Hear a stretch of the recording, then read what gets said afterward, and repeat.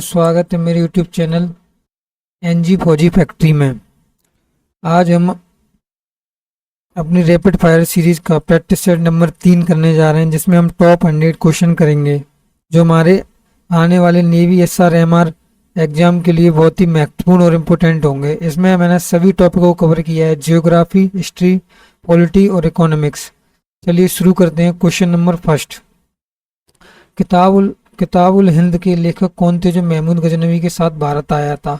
Option A Firdausi, option B Alberuni, option C Utbi, option D Amir Khusrau. तो किताबुल हिंद के लेखक कौन थे? किताब उल हिंद के लेखक कौन थे? अलबरूनी थे। कौन थे? अलबरूनी थे। अलबरूनी थे। इसकी सटीक व्याख्या देख लेते हैं।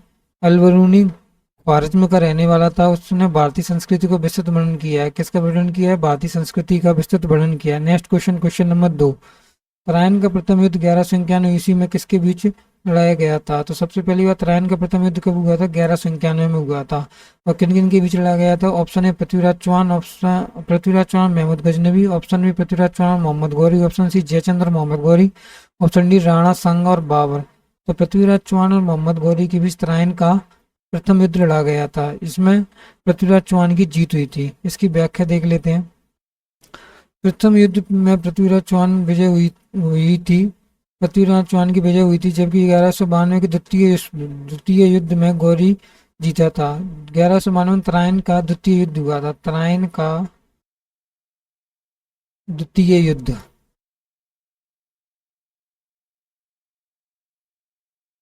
नेक्स्ट क्वेश्चन, क्वेश्चन नंबर 3, शहनामा के रचयिता कौन थे जिन्हें पूर्व का उमर कहा जाता है? Option A Alberuni, option B Firdausi, option C Faizi, option D Abul फजल।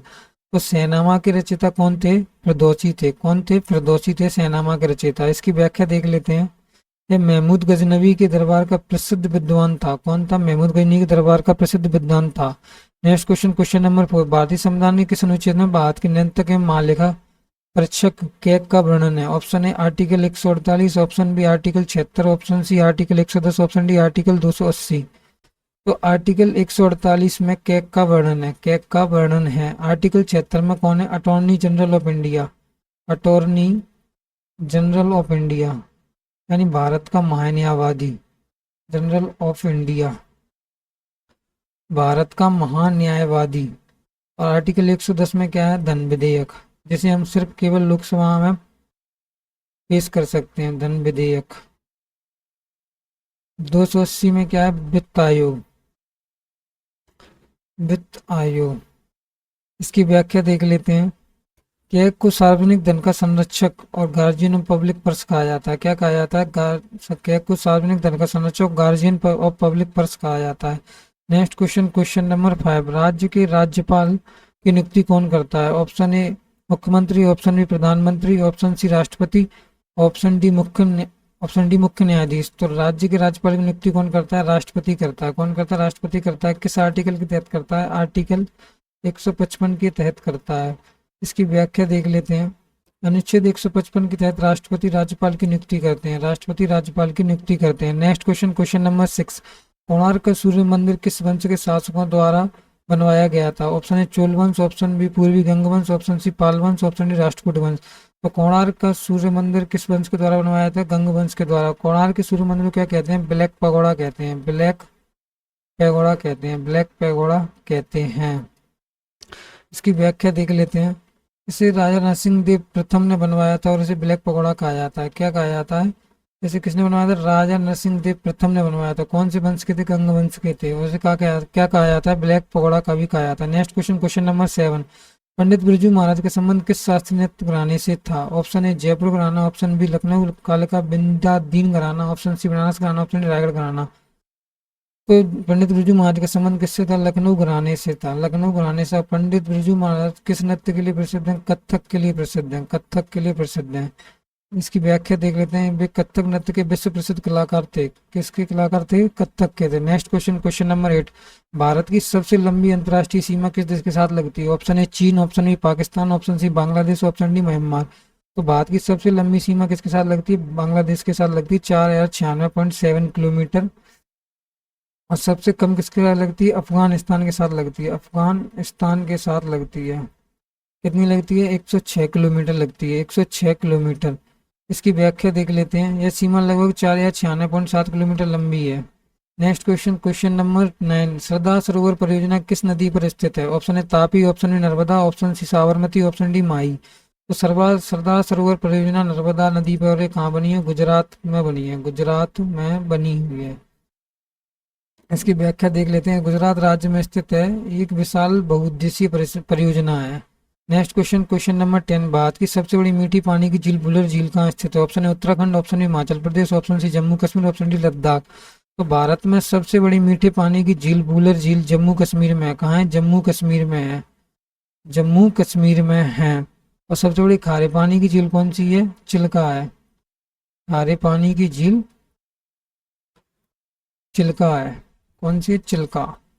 और चिल्का कहाँ पे है? उड़ीसा में है, उड़ीसा में। नेक्स्ट क्वेश्चन, इसकी व्याख्या देख लेते हैं। झेलम नदी के मार्ग पर पड़ती है। कहाँ पड़ती है? झेलम नदी के मार्ग पर में पड़ती है। नेक्स्ट क्वेश्चन, क्वेश्चन नंबर 11, कपास की खेती के लिए सबसे उपयुक्त मिट्टी कौन सी है? ऑप्शन है जलोढ़ मिट्टी, ऑप्शन है लाल मिट्टी, ऑप्शन सी काली मिट्टी, ऑप्शन डी लेटराइट मिट्टी। तो कपास की खेती के लिए सबसे उपयुक्त मिट्टी कौन सी है? काली मिट्टी है।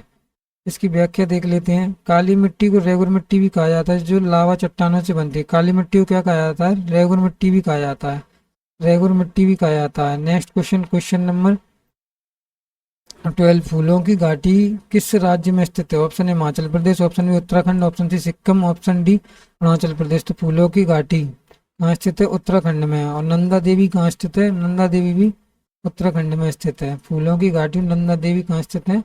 उत्तराखंड में स्थित है। इसकी व्याख्या देख लेते हैं। चमोली जिले में स्थित एक यूनेस्को विश्व धरोहर स्थल है। कौन सा स्थल है? विश्व धरोहर स्थल है फूलों की घाटी, यूनेस्को में विश्व धरोहर स्थल। नेक्स्ट क्वेश्चन, क्वेश्चन नंबर 13, अर्थशास्त्र में जीएसटी का पूर्ण रूप क्या है? ऑप्शन है goods and service tax, goods and sales tax, goods government service tax, general sales tax. तो जीएसटी का पूर्ण रूप क्या है? गुड्स एंड सर्विस टैक्स है। क्या है? गुड्स एंड सर्विस टैक्स है। जीएसटी को भारत में कब लागू किया गया था? 1 जुलाई 2017 को लागू किया गया था, 1 जुलाई 2017 को लागू किया गया था। कौन से संविधान संशोधन से? 101वें संविधान संशोधन से। इसकी व्याख्या देख लेते हैं। भारत में 1 जुलाई 2017 को 101 संविधान संशोधन द्वारा जीएसटी लागू किया गया था, जीएसटी लागू किया गया था। Next question, question number 14, Chandawar का युद्ध 1194 ईस्वी मोहम्मद गौरी और किसके बीच हुआ? किसके बीच हुआ था? ऑप्शन है Prithviraj Chauhan, option B Jaichand, option B C Bhimdatti, option D Mulraj. तो चंदावर का युद्ध 1194 में मोहम्मद गौरी और जयचंद के बीच हुआ था। इसकी व्याख्या देख लेते हैं। इसमें कन्नौज के राजा जयचंद की हार हुई थी। किसकी हार हुई थी? जयचंद की हार हुई थी। और किस किस के बीच हुआ? मोहम्मद गौरी और जयचंद के बीच हुआ था। Next question, question number 15, Pancha Siddhantika के लेखक कौन है? Option A Brahmagupta, option B ब्राह्मीर, option C Aryabhata, option D Charak. तो पंच सिद्धांतिका के लेखक कौन है? ब्राह्मीर है। कौन है? ब्राह्मीर है। इसकी व्याख्या देख लेते हैं। ब्राह्मीर गुप्त काल के प्रसिद्ध खगोल शास्त्री और ज्योतिषी थे। कौन थे? ज्योतिषी थे।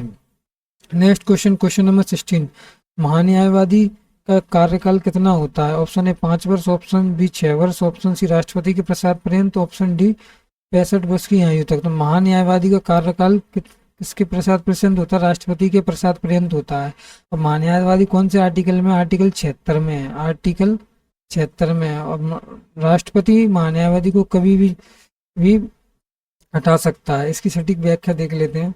इसका अर्थ है कि राष्ट्रपति जब चाहे उन्हें पद से हटा सकते हैं, जब चाहे उन्हें पद से हटा सकते हैं। Next question, question number 17, Khajuraho के मंदिरों का निर्माण किस वंश के शासकों ने करवाया था? Option A Parmar, option B Chandel, option C Solanki, option D Chauhan.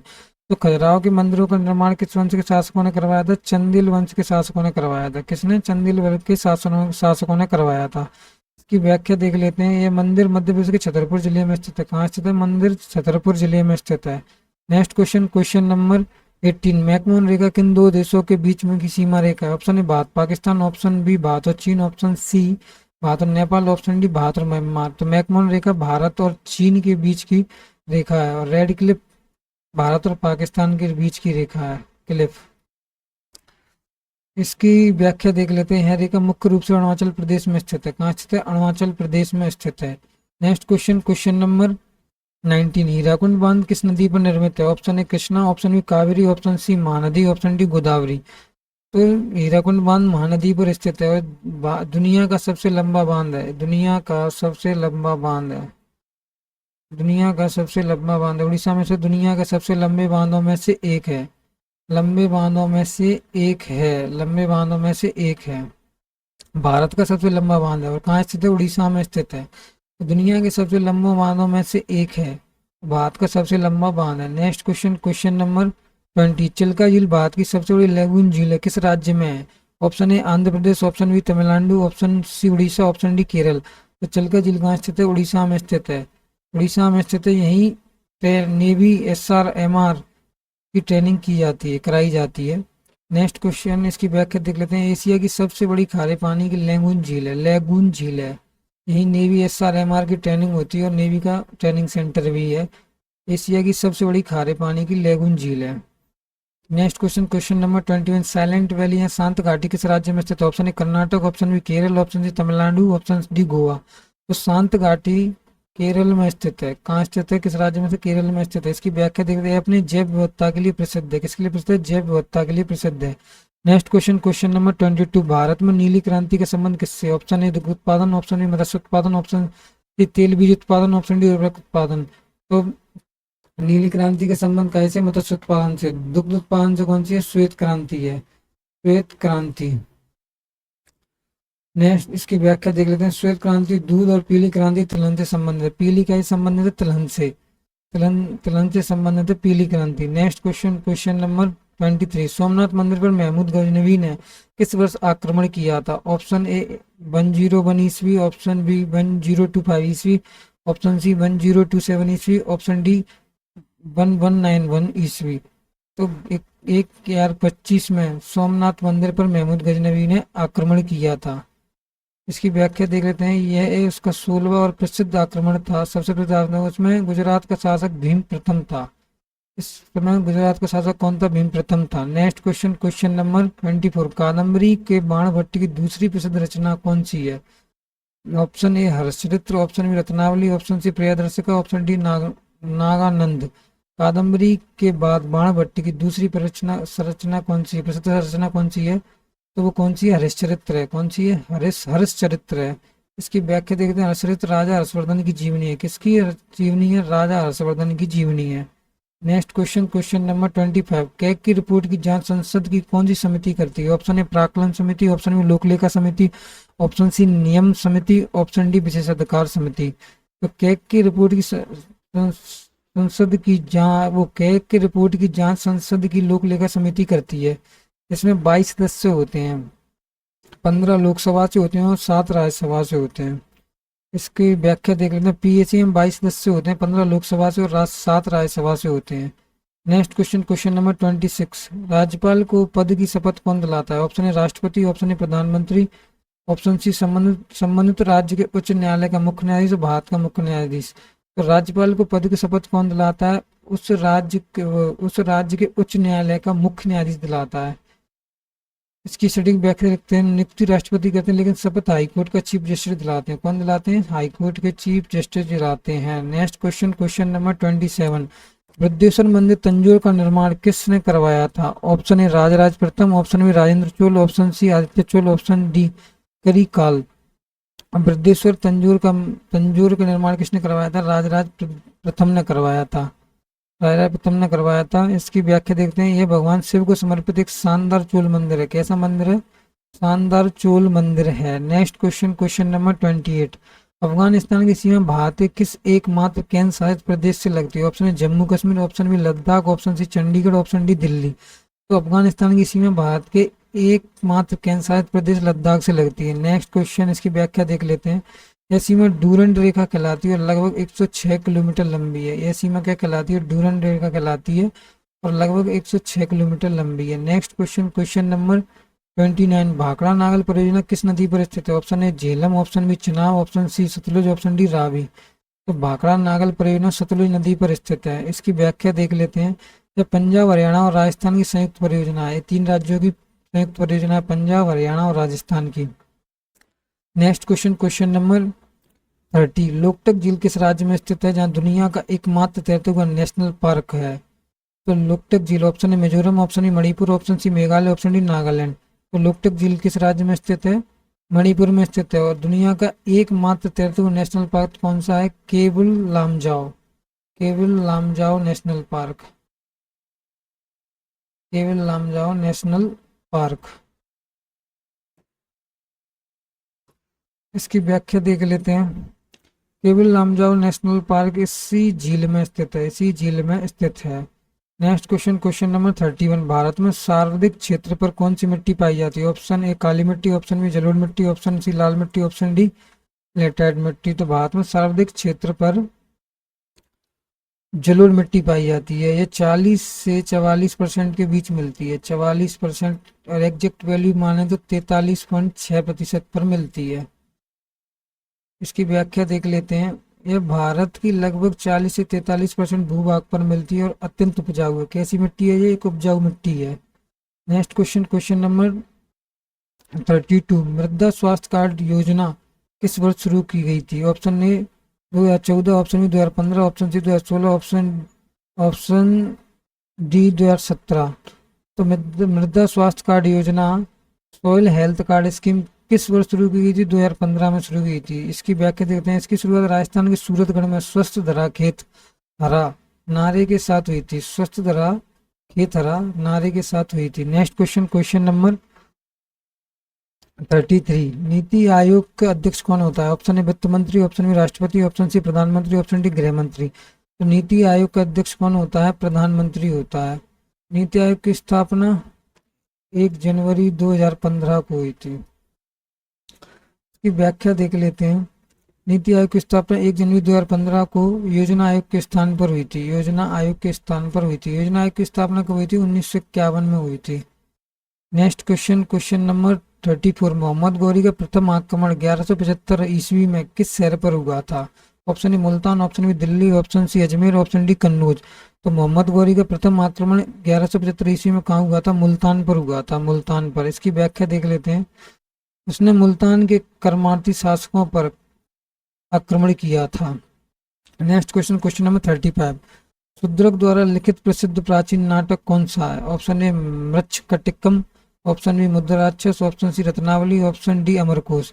तो शूद्रक द्वारा लिखित प्रसिद्ध प्राचीन नाटक कौन सा है? मृच्छकटिकम। ने इसकी व्याख्या देख लेते हैं। इसका अर्थ है मिट्टी का खिलौना गाड़ी, मिट्टी का खिलौना गाड़ी। Next question, question number 36। महान्यायवादी को संसद की कार्रवाई में भाग लेने का अधिकार है, यह किस अनुच्छेद में है? Option A article 76, option B article 88, option C article 105, option D article 148। तो महान्यायवादी को संसद की कार्रवाई में भाग लेने का अधिकार आर्टिकल 88 के तहत है। 76 में तो अटॉर्नी जनरल का पद है, इसी का पद दिया है 76 में। 148 में कैग का पद है, कैग का पद है। इसकी व्याख्या देख लेते हैं। वे संसद में बोल सकते हैं लेकिन वोट नहीं दे सकते, बोल तो सकते हैं लेकिन वोट नहीं दे सकते। Next question, question number 37। Meenakshi मंदिर किस शैली में निर्मित है?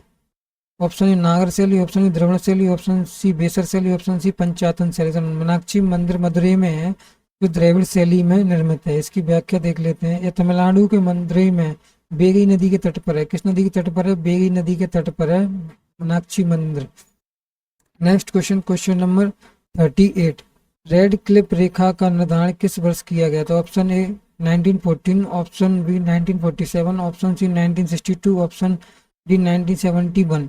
रेड क्लिफ रेखा का निर्धारण 1947 में किया था। इसकी व्याख्या देख लेते हैं। भारत और पाकिस्तान के बीच की सीमा रेखा है। Next question, question number 39। Tehri बांध किस नदी के संगम पर स्थित है? ऑप्शन ए गंगा और यमुना, ऑप्शन बी भागीरथी और भिलंगना, ऑप्शन सी अलकनंदा और मंदाकिनी, ऑप्शन डी कोसी और काली। तो टिहरी बांध ऑप्शन नंबर बी भागीरथी और भिलंगना के संगम पर स्थित है। इसकी व्याख्या देख लेते हैं। उत्तराखंड में स्थित भारत की सबसे ऊंचा बांध है। भारत का सबसे ऊंचा बांध कौन सा है? टिहरी बांध है, भागीरथी और भिलंगना नदी के संगम पर बना है। और सबसे लंबा बांध कौन सा? हीराकुंड बांध है, जो महानदी पर बना हुआ है उड़ीसा में। Next question, question number 40। Sambhar झील किस राज्य में स्थित है? ऑप्शन है Gujarat, option B Rajasthan, option C Madhya Pradesh, option D Haryana. तो सांबर झील राजस्थान में स्थित है।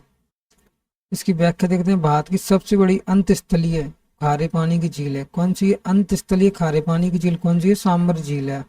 Next question, question number 41 laterite मिट्टी में किसकी अधिकता होती है? ऑप्शन ए चूना, ऑप्शन बी आयरन ऑक्साइड और aluminium, option C potash, option D nitrogen. तो लेटराइट मिट्टी में आयरन ऑक्साइड और एल्युमिनियम की अधिकता होती है। इसकी व्याख्या देख लेते हैं। यह मिट्टी चाय, कॉफी और काजू की खेती के लिए अच्छी मानी जाती है। किसके लिए अच्छी मानी जाती है? चाय, कॉफी और काजू की खेती के लिए अच्छी मानी जाती है। Next question, question number 42। Economics का जनक किसे कहा जाता है? Option A Karl Marx, option B Adam Smith, option C J M Keynes, option D Amartya Sen.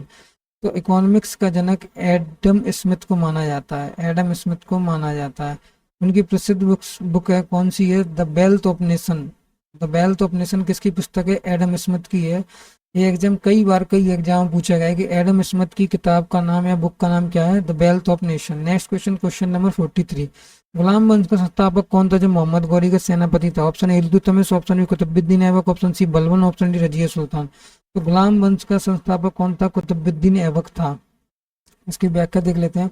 उसने 1206 में दिल्ली सल्तनत की नींव रखी थी। कब रखी थी? 1206 ईस्वी में रखी थी।